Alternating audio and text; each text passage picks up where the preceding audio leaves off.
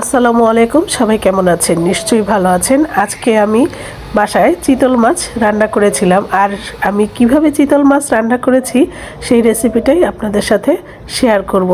বড় চিতল মাছ খেতে কিন্তু ভীষণ মজা, অনেকেই অনেকভাবে এটা রান্না করে, আমি আমার মতো করে রান্না করেছি। এখানে 5 পিস চিতল মাছ নিয়েছি আমি।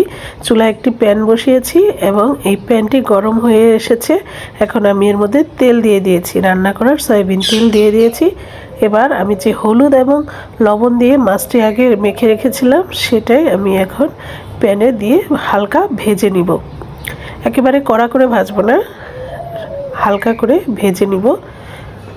একে একে দেখতে পাচ্ছেন এখানে আমি 5 পিস মাছ নিয়েছি, পেটের মাছ পিঠের মাছ মিলেই নিয়েছি। আর বড় চিতল মাছের মুইঠা, চিতল মাছের কষা, চিতল মাছের ঝোল সব কিছুই এক একজন এক একভাবে চিতল মাছ রান্না করে। তো চিতল মাছটা আসলে খেতে কিন্তু ভীষণ মজা, আর এটা যদি একটু যত্ন করে রান্না করা যায় তাহলে আরও বেশি মজা। তো যেভাবে রান্না করেন না কেন, চিতল মাছটা সত্যি খুব মজাদার একটি মাছ। তো ভাজা হয়ে গেছে, সরিয়ে রেখেছি। এবার আমি এই তেলের মধ্যেই পেঁয়াজ কুচি দিয়ে দিচ্ছি। পেঁয়াজ কুচি দিয়ে দিলাম, দেখতে পাচ্ছেন। এবার আমি দিয়ে দিচ্ছি কাঁচামরিচ ফালি করে রেখেছিলাম, সেগুলো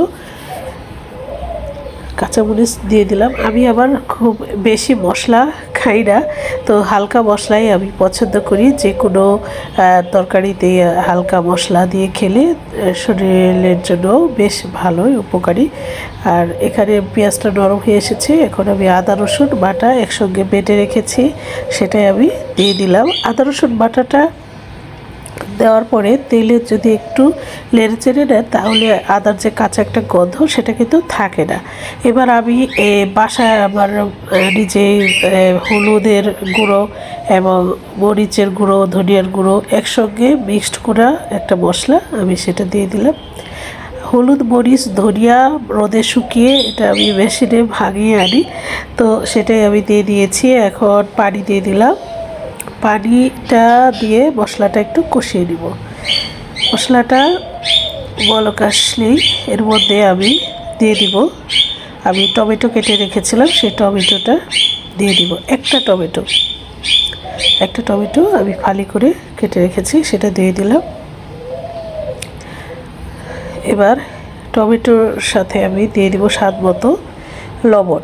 যেহেতু মাছে ভাজার সময় আমি লবণ দিয়ে ভেজেছি, আর এখন আমি লবণটা সেভাবে পরিমাণ মতো দেব।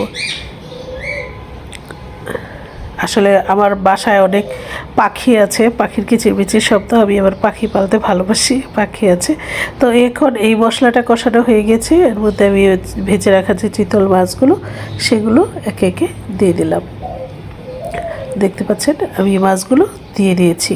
এবার একটু মশলার সাথে মাছগুলোকে নেড়ে চেড়ে দিব যাতে মশলাটা দিয়ে মাছগুলো মাখানো হয়ে যায়। এবার এর মধ্যে আমি দিয়ে দিব পরিমাণ মতো পানি, মাছটা সেদ্ধ হওয়ার জন্য পরিমাণ মতো পানি দিয়ে দিচ্ছি। পরিমাণ মতো পানি দিয়ে দিলাম। দেখুন পানি দেওয়া হয়ে গিয়েছে। এবার মাছগুলোকে আমি একটা ঢাকনা দিয়ে ঢেকে কিছুক্ষণ রান্না করে নিব। মাছের এখন দেখতে পাচ্ছেন বলক চলে এসেছে, তো ঝোলটা অনেকটাই কমে এসেছে। এর জন্য আমি এখন দিয়ে দিলাম ধনেপাতা কুচি।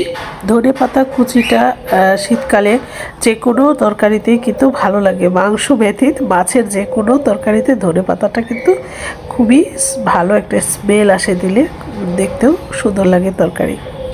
তো ধনেপাতা কুচি দিয়ে দিয়েছি। এবার ঝোলটা একটু কমে আসা পর্যন্ত অপেক্ষা করব। দেখতে পাচ্ছেন ঝোলটা প্রায় কমে এসেছে। এবার লবণটা আমি একটু চেখে নিব। তো যাই হোক, পুরো ঝোলটা অনেকটাই কমে এসেছে। এবার আমি ভাজা জিরা ভেজে যে গুঁড়ো করে রেখেছিলাম সেটা দিয়ে দিলাম। এবার একটু জিরাগুলোকে নেড়ে চেড়ে দিয়ে মাছটাকে উল্টে পাল্টে দিলাম। তো হয়ে গিয়েছে আমার এই চিতল মাছের রেসিপিটা। তো এভাবে আপনারা অনেক সহজে চিতল মাছের রান্নাটা করে খেয়ে দেখতে পারেন, বেশ মজাদার। তো ভিডিওটি ভালো লাগলে অবশ্যই সাবস্ক্রাইব করে পাশে থাকবেন। এখন আমি একটা বাটিতে এই চিতল মাছগুলো তুলে নিয়েছি, দেখতে পাচ্ছেন যে কতটা সুন্দর হয়েছে এবং ঝোলটা কিন্তু একেবারে আঠালো হয়েছে। যাই হোক, এভাবে রান্না করে খেয়ে দেখবেন, আশা করি ভালো লাগবে। তো আজকের মতো বিদায় নিচ্ছি, সবাই ভালো থাকবেন, সুস্থ থাকবেন, আল্লাহ হাফেজ।